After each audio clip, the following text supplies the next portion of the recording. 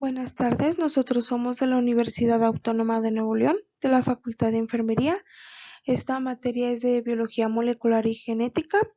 Nosotros somos el equipo 6, que está conformado por Cruz Francisco Denis Ayelén, Eli Magdalena Santiago Vega, Deina Jacqueline Vázquez Rubio, Génesis Meiri Cedillo González y Frida Nayeli Carrales Torres. Yo les voy a hablar sobre las proteínas. Las proteínas son sustancias complejas, macromoléculas. Están formadas por los elementos como el carbono, el hidrógeno, el oxígeno, el nitrógeno y el azufre. Y en algunos casos también tiene fósforo. Las proteínas tienen aminoácidos. Estas son las unidades básicas de todas las proteínas. Son sustancias en las que el grupo amino está situado en el átomo de carbono, inmediatamente adyacente del grupo ácido carboxilo. La estructura de las proteínas tiene 4, que la primera es la estructura primaria. Esta es una cadena lineal o una cadena peptídica que tiene varios circulitos en la cadena, que son los aminoácidos. Después está la estructura secundaria, son como que las cadenas largas o las cadenas peptídicas que se empiezan a crear de dos diferentes formas. Está la alfa hélice, que esta tiene una forma pues de hélice, de espiral, y la otra es la beta plegada, que es así como que pliegues. Y una vez que estas están formadas, se empiezan a juntar, se hacen como una bola. Entonces ese viene siendo la estructura terciaria. Y después ya como que varias de esas bolas se empiezan a juntar y todas esas juntas se crean las proteínas, que viene siendo la estructura cuaternaria. Les hablaré sobre el gen, que es la unidad física básica de la herencia. Está constituida por una región reguladora que procede de la región estructural misma, que contiene la información que genera RNA y proteínas. En la región reguladora hay información que determina en qué momento de la vida, en cuáles órganos o tejidos y en respuesta a qué tipo de estímulos fisiológicos debe expresarse un gen. Y en la región estructural sirve para codificar información para la síntesis de macromoléculas, conformada por UTR5, exón, intrón y UTR3.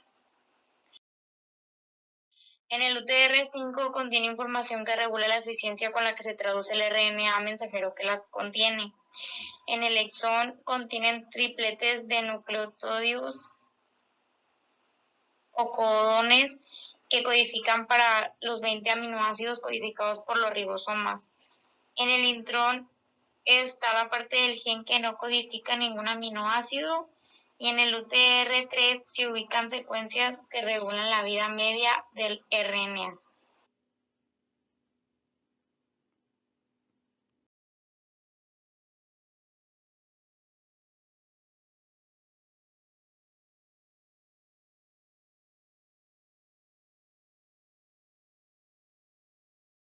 A continuación conoceremos la estructura de la célula humana. La célula eucariota se compone por una membrana celular, citoplasma, el ADN en los núcleos, los ribosomas y los organelos membranosos. La membrana plasmática es una estructura flexible que actúa como una barrera selectiva y semipermeable. El núcleo es el centro de control de la célula y manda las indicaciones a todos los organelos. Los ribosomas están constituidos por ARN ribosomal. Ellos procesan el ARN mensajero y producen aminoácidos que se convierten en proteínas. Las proteínas elaboradas por los ribosomas libres son utilizados por la célula propia. El retículo endoplásmico puede ser liso o rugoso, y en general su función es producir proteínas para que el resto de la célula pueda funcionar. El aparato de Golgi recibe las proteínas del retículo endoplásmico y los empaqueta para su uso dentro y fuera de la célula. En el citoplasma se encuentran suspendidos los diferentes orgánulos. Los lisosomas se encargan de fagocitar cualquier sustancia que detecten como dañina. La mitocondria es la fuente de poder de energía de la célula. La vacuola tiene la función de almacenar sustancias energéticas o de iones y otros solutos.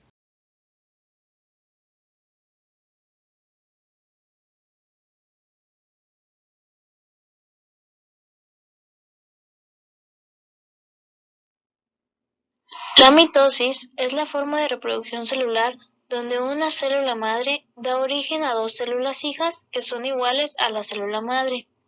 Entre las características de la mitosis podemos encontrar que tienen el mismo número de cromosomas, la misma información genética, o sea que no hay variabilidad genética.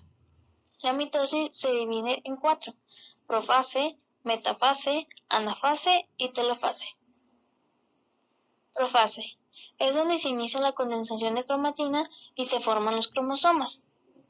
Su proceso es el siguiente. Primero, el ADN se organiza dando lugar a los cromosomas. Luego, los centriolos van al centro de la célula. Después, se liberan fibras llamadas microtúbulos y al finalizar, la membrana se desintegra dejando los cromosomas en el citoplasma.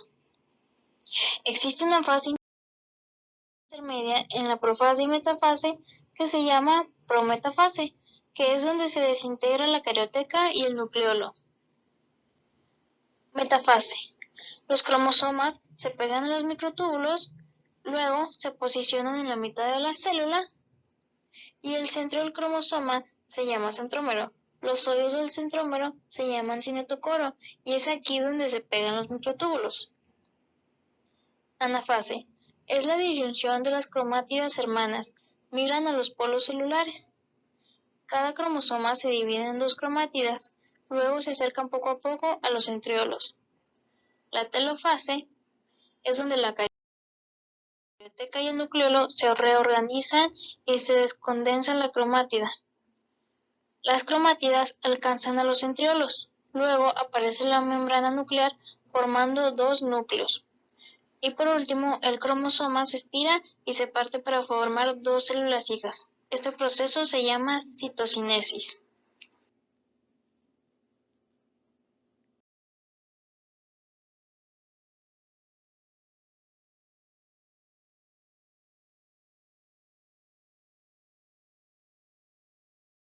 El proceso que sigue una célula para convertirse en dos se llama ciclo celular.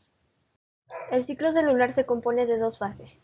La interfase, la cual es donde pasa la mayor parte de su vida a la célula, y la meiosis, que es cuando la célula está lista para duplicarse. Existen unas células que pasan a la fase G0, que es un estado de reposo en cuanto a la división, pero la célula sigue realizando sus funciones en el tejido en el que se encuentra.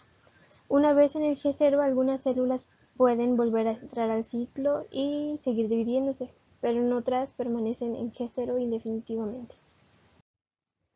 La fase G1 o GAP permite que las células somáticas integren la información de su entorno para determinar el destino que deben de seguir. Una vez que las células han respondido a un estímulo proliferativo, entran a la fase S. En ella ocurre la replicación del material genético que requiere de 3 y 6 horas. La fase G2 o GAP2 representa un segundo espacio temporal de crecimiento, verificación del buen estado de la cromatina y reparación de posibles daños generados durante la replicación, como un mal apareamiento, la ruptura de uno o de dobles cadenas de ADN. Durante la fase M o mitosis del ciclo celular, los dos juegos de material genético se segregan en forma balanceada y la célula madre se divide en dos células hijas idénticas. Existen dos procesos de división celular: la mitosis, que se utiliza para las células somáticas, y la meiosis, que se utilizan para las células sexuales. Ambos tipos de división celular pasan por diversos procesos para llegar al resultado final.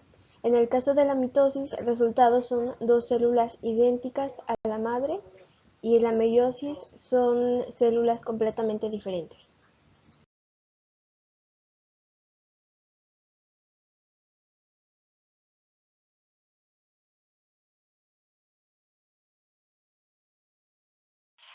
Yo voy a hablar sobre la heredabilidad. Esta es la proporción de variación de un rasgo que podemos atribuir a la variación genotípica interindividual. O sea, si un carácter tiene una heredabilidad muy alta, significa que su variación en la población está influida por genética de cada individuo. Mientras que si se tiene un valor bajo, el ambiente del individuo y las interacciones del gen a veces pueden ser bajas. Muchas veces se entiende que un rasgo tiene una heredabilidad de 0.7 en una población concreta. Significa que este rasgo está determinado en un 70% por nuestros genes. La heredabilidad es un estadístico que oscila entre el 1 y el 0. Se puede representar con fórmulas, dependiendo si hablamos de heredabilidad en sentido amplio o estricto. La heredabilidad en sentido amplio es parte de variación fenotípica de una población que depende del genotipo de cada individuo. Y pues aquí podemos ver la fórmula. La heredabilidad en sentido estricto es la parte de variación fenotípica de una población que depende de los factores genéticos y que no cuenta con otros factores como las interacciones entre genes o relaciones de dominancia. Y aquí también podemos ver la fórmula que se usa en este tipo de heredabilidad.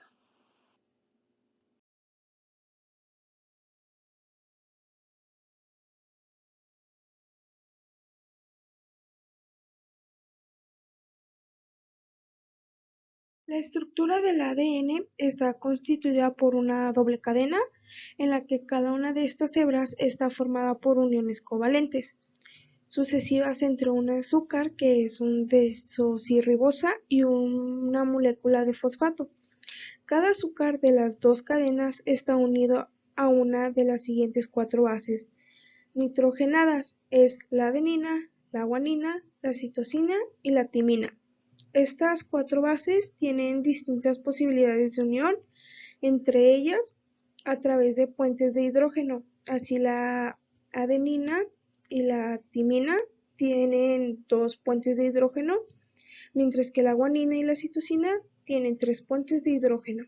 Algunas de las funciones del ADN es su replicación, que tiene como que la capacidad de hacer copias de sí misma, y permite que la información genética se transfiera de una célula a las células hijas. Después está la codificación de las proteínas adecuadas para que las células se realice gracias a la información que provee el ADN. Después está el metabolismo celular. Estos intervienen en el control del metabolismo celular mediante la ayuda del ARN y mediante la síntesis de proteína y de las hormonas. Y por último está la mutación. Es la evolución como especie que está determinada por la función del ADN. También la diversidad biológica responde a esta capacidad.